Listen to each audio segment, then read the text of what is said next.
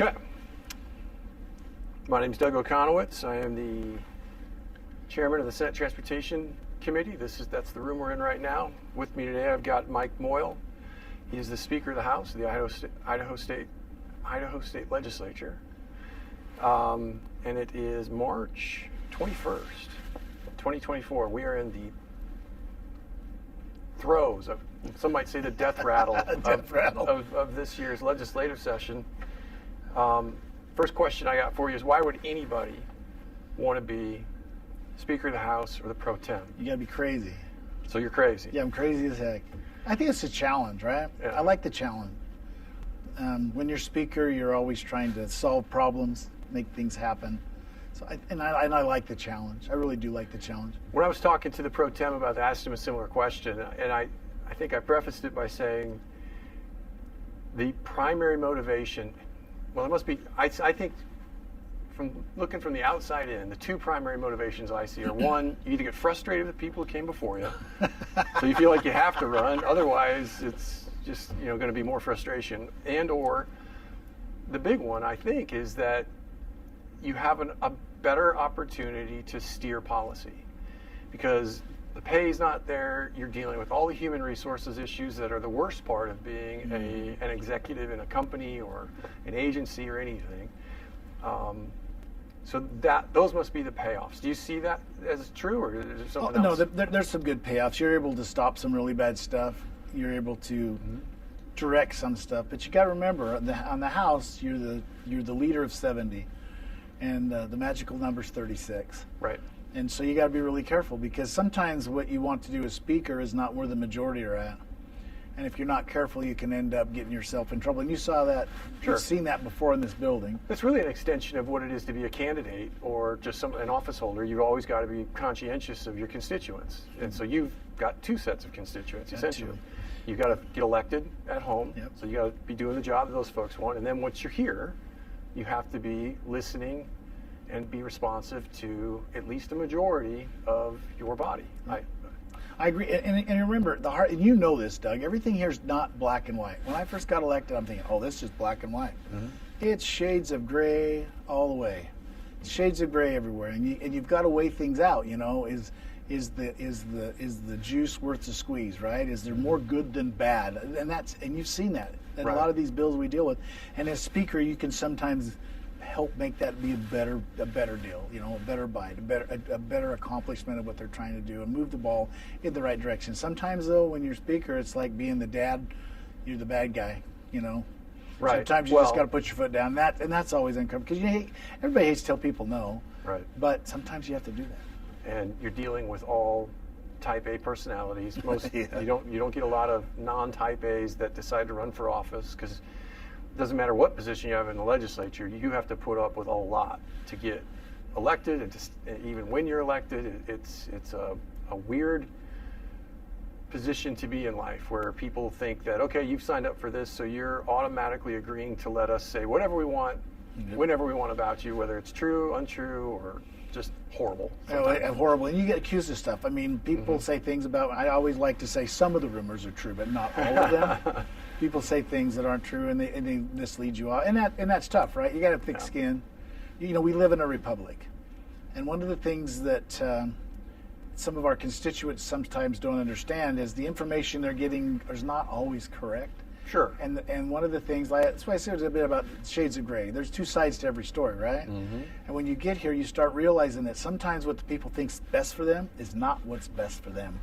And then you got to do what's right, and that's not always easy. It's not always comfortable, because perception becomes reality, and the reality sometimes is different than the perception. And so you've got to do what's right.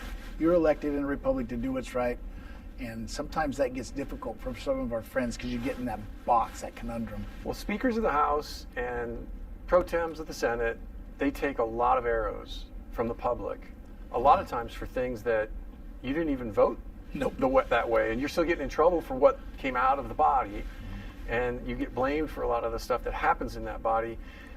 People think you should be able to get whatever results you want when it's something they care about, But if you're being a bully, then that's terrible too. And it's sort of a no-win situation sometimes, I think, for you guys. It is. In fact, a speaker a good friend of mine that was speaker for a while told me, he said, when you become the Speaker of the House, the clock starts ticking, your days are numbered, right? Mm-hmm. And the more you do and the more you push back, and you've seen me push back hard, the shorter your days are. Because your friends come and go, but your enemy's a man. I love the challenge, and I have a lot of fun, but then you find that when you get into these situations that sometimes your friends are the ones that are attacking you for stuff they don't even understand, and that makes it tough, right? So you just got to have thick skin. Right. You just do what you think is right. A lot of prayer and soul searching. So trust me, a lot of that goes on. On the House, now that I'm Speaker, we start all the meetings with prayer. I think it's helped a lot because I think sometimes we get in there, like you said, we're all lay personnel, ready to fight.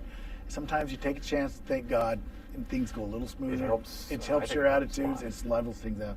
So yeah, the Speaker's the guy that's always, you either love him or hate him. You reminded me of something. So as I mentioned, I've spoken with the pro tem in the Senate. One of the things that we talked about were term limits, and your predecessor, Speaker Bedke, who's now the Lieutenant Governor, was the longest-serving Speaker of the House in the history of the Idaho legislature. He was 10 years. And when I started, he was the Speaker of the House. I was a member. I got first elected in the House of Representatives. You were the Majority Leader, and he was the Speaker.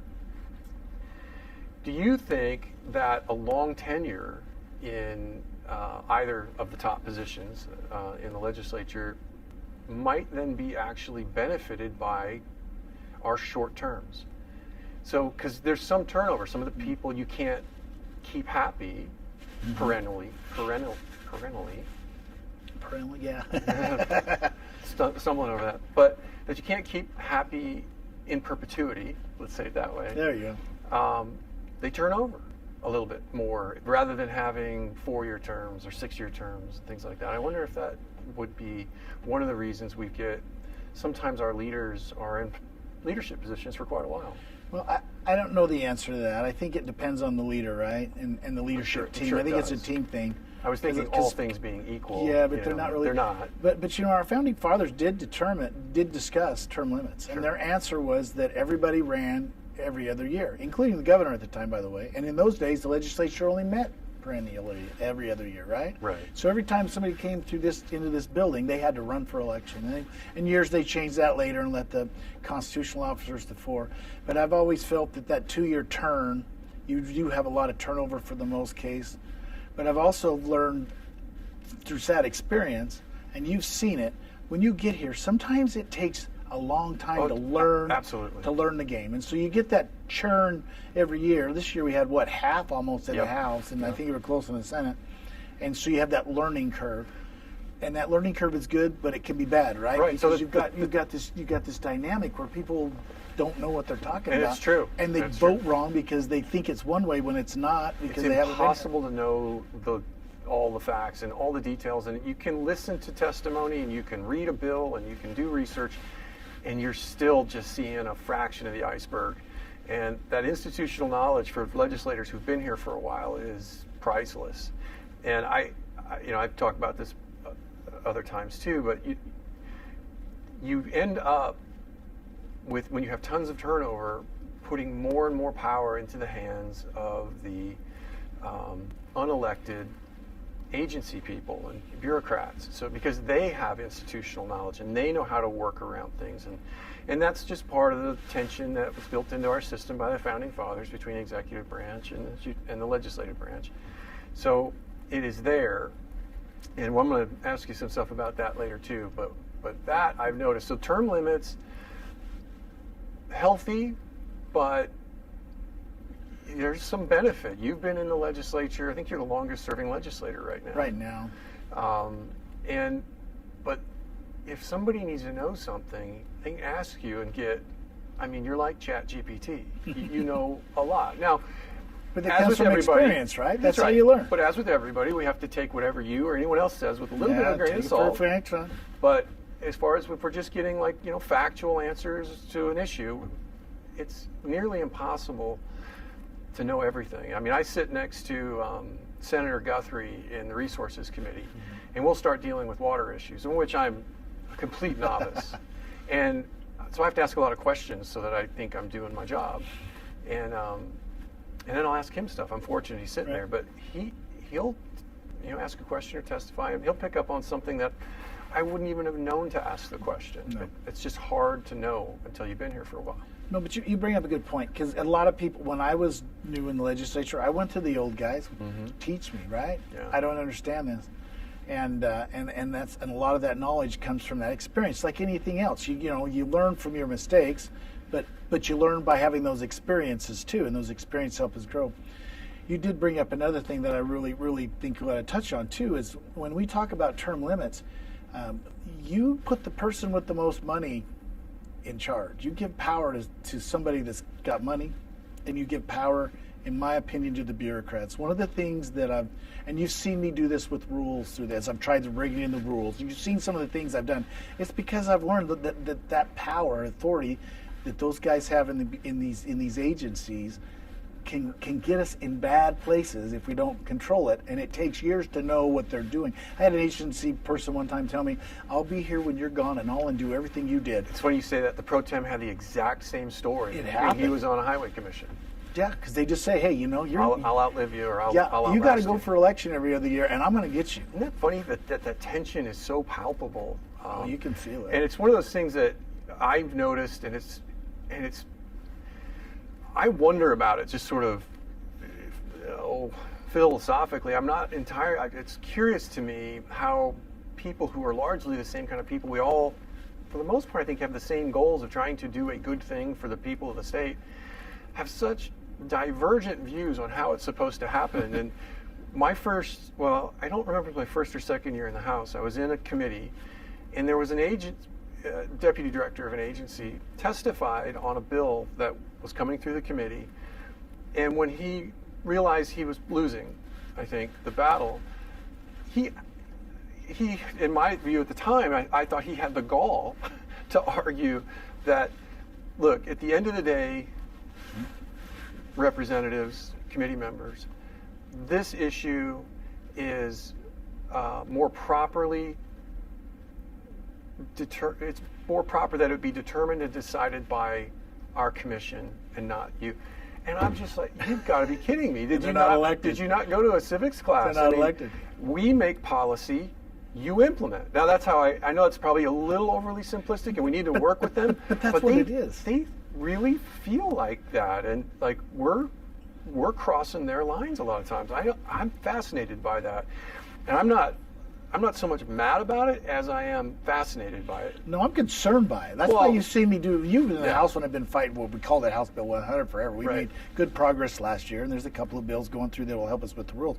But we literally, when you put in a bill that says the agency shall promulgate rules, there's one thing we always leave out, approved by the legislature, and two, when we do that, we have given your legislative authority to that agency, and we do it all the dadgum time. And so we had a great win with the court this year. The Idaho Supreme Court ruled that we have control of them. That was a great win. Hands down win. Then thank you, court, for ruling the right way. We appreciate that.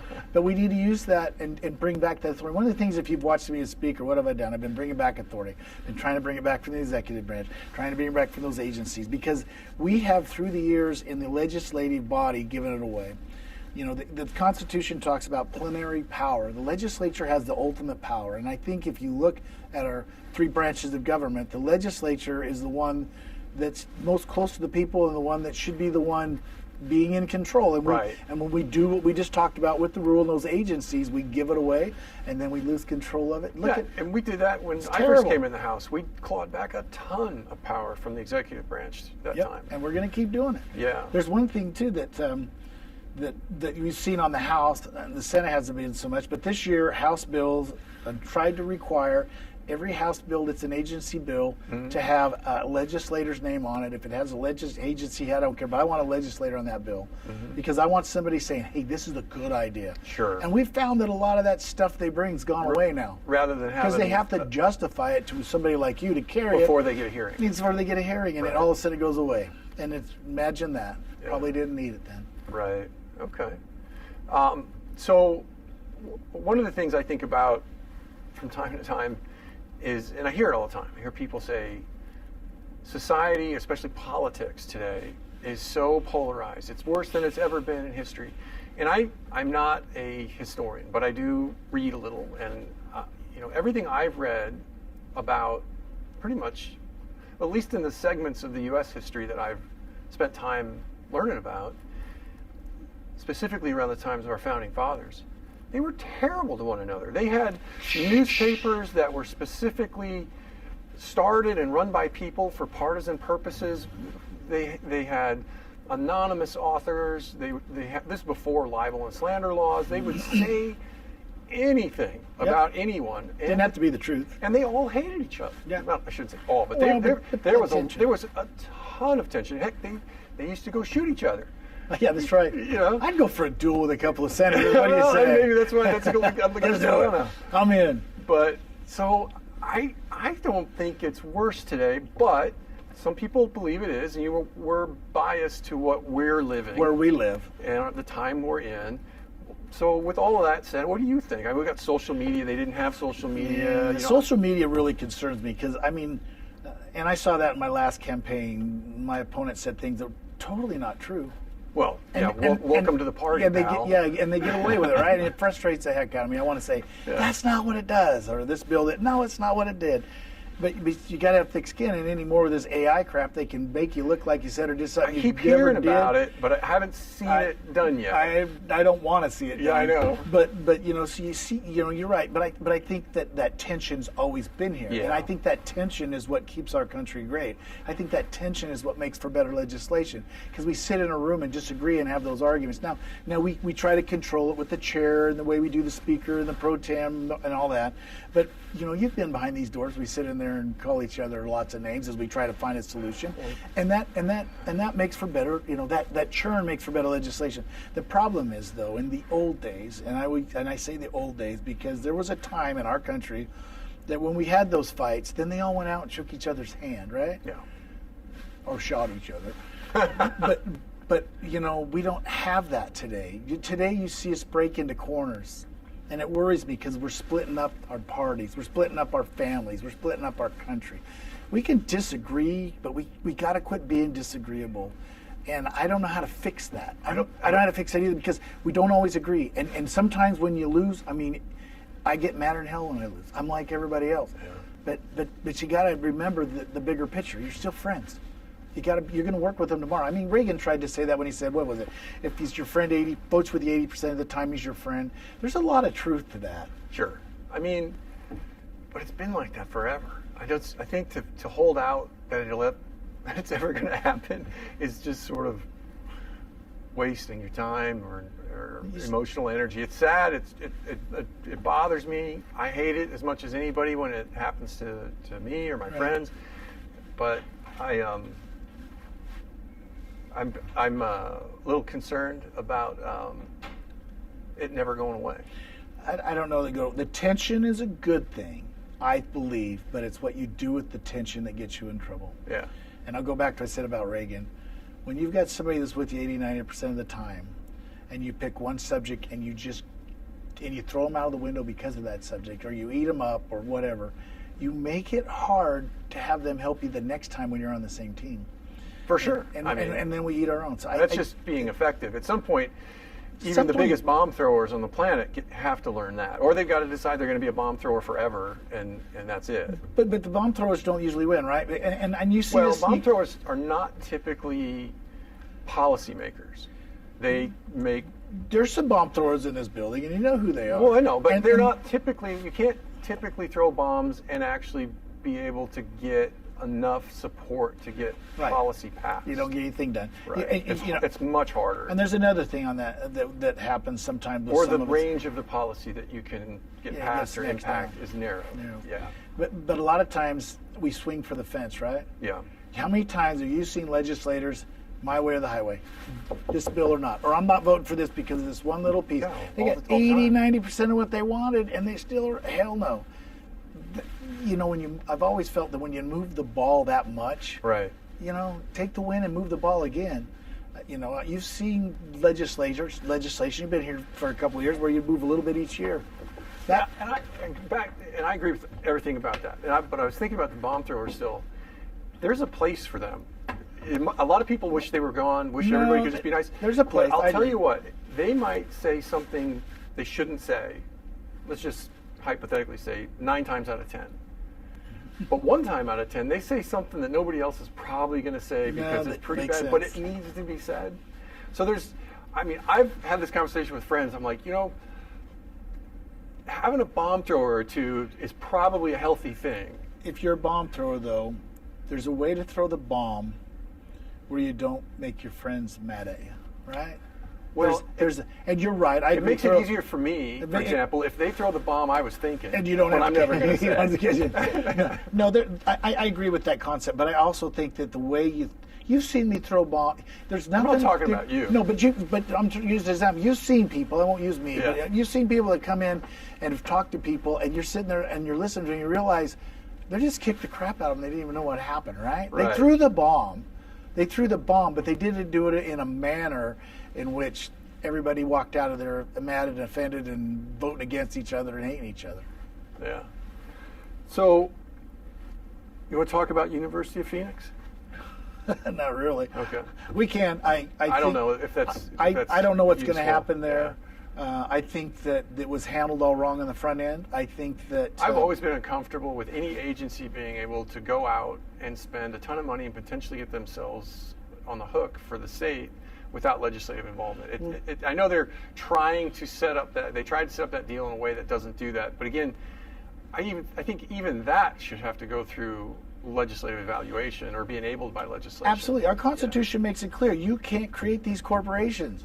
And they're doing it all the time. There's pages that the state have done. It's something you've got a bill in the Senate we sent from the House to start winding that back and saying, all right, how many of these corporations? And you've got agency bureaucrats creating nonprofits that you and I can't even look at their books, and we're spending tax dollars into them. This stuff is it's a bad deal. There's a lot more that needs fixed. When we come to the University of Phoenix, though, you've seen the 3 opinions that are out there. One from in-house. One from, our Attorney General Labrador, and by the way, he did a marvelous job, and one from an outside firm, and all of them say the same thing. Hey, you can't do this. This is not constitutional. And so, I've always had that concern because and this is a prime example of what happens when you hide the ball. Nobody was brought in early. Nobody was told what was going on. It was done in the dark and night and behind closed doors with no public input. And you're talking almost to $800 million, $700 million. I remember it's when insane. we got the email over the summer saying we're having a Zoom call for legislators to let you know What we did. What we just did. Yeah, exactly. I was And like, you have no what? say. And by the way, if something goes to hell, you're going to pay for it. It makes no sense. And Well, so, and I think it's a reasonable risk of that corporate veil being pierced if the federal government continues to claw money back from that. From the University of Phoenix, and it gets them in the negative. I think the state's going to be on the hook if we end up doing this deal. yeah, but you have another problem. You had university using money to set the deal up too, right? You broke the corporate veil in the corporation you were trying to create. I think there's a lot of problems there.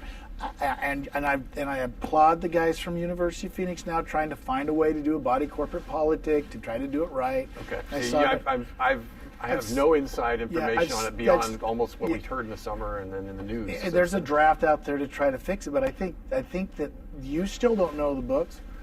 I don't know the books. Mm-hmm. If it's done right, wrong. Excuse me, if it's done wrong, the taxpayer's on the hook for a lot of money. If you're going to go down this road, there ought to be a whole bunch of attorneys looking at this stuff, and there ought to be a whole bunch of legislators, and there need to be meetings in a committee room like this where we sit down and talk and let people have a say. So I don't know what will happen with it. I'm glad that the information's finally coming out. I wish it would have come out a year ago when they started this process. I wish they hadn't hidden the ball. I still have concerns about the liability. They've shown me a draft on what some of the stuff they want to do. I think the draft still has problems.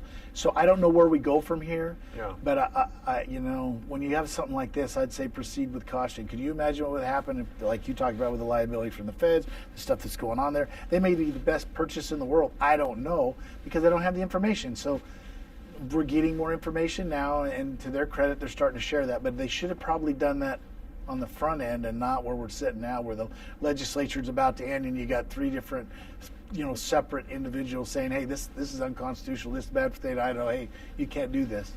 So. Okay, I've got kind of an inside baseball question for you now. So Ooh, inside baseball. well, it's not going to be that juicy, but as I mentioned, I started in the house. You know this, obviously. Yeah, I wish you'd have stayed there. We loved having you. You did a great job, Doug. I'm sure you're thrilled I'm going, probably. But No. You know that's not true. so one of the things friend for a it's long an time. obvious difference between the two bodies is the leadership committee. So in the Senate, the leadership committee is the state affairs committee, and that's a working committee. There's a lot of work in state affairs. House has a state affairs committee, but it's not the leadership committee. In fact, I'm not sure you have anybody in leadership on the committee, do you? I don't know. Sometimes we do, sometimes we don't. But it's usually just like one or two, if that, right? One usually at the most. We used to try to spread leadership up, so we had one on Revenue Tax, one on State Affairs, and I always wanted one in JFAC, Appropriations Committee. We don't right now, but I've always felt that leadership needed somebody there. But again, that's just up to you guys, whoever's in leadership at the time, to kind of break that out and decide how to handle things. But you do have a Ways and Means Committee, which is a handy tool, it strikes me. It's handy. It can get you in trouble, but yeah, it's handy. Well, it can speed things up. It's a place to put things if you're in a holding pattern and so on. So one of the things I've looked at, like Senate leadership, and I think to myself, what would their throughput look like? How much more time would they have to focus on big picture items if they weren't tied up in a really time-consuming committee all session long? If they actually had one or two of them in there, but instead of all four from majority leadership, and then they had perhaps a small Ways and Means type committee to deal with large issues. If they felt like this is a real leadership issue and we want majority minority leadership here in on this, and we're going to deal with it quickly, and it's not something you use a lot, but it's there if you need it. Why has that never happened? Is it statutory, constitutional, or the Senate rules set those committees up, so you'd have to ask the Senate leadership why. Have you ever wondered? No, because I'm not on the committees, right? I can put myself on, but I don't. It's too much to do, and it's different in the House, right? There's 70 of us. There's 35 of the senators, but you'd have to ask them. But I've always felt that through the years, if you've watched, the Senate controls what that chairman hears and doesn't hear. The Senate controls what happens in that committee, and you see that when you're on my side of the aisle and we have leadership meetings. Why are you hearing this? You know it's not coming from the chairman; it's coming from their leadership. They could still do that and have a special committee, and they could still. And that's why we do it, because you're right about state affairs too. There's a lot of issues that go there. On the House side, they're one of the busiest committees, if not, So I don't know why the Senate has never done that. They could. I think you could change your rules, but you'd have to ask them. I did. And what'd they say?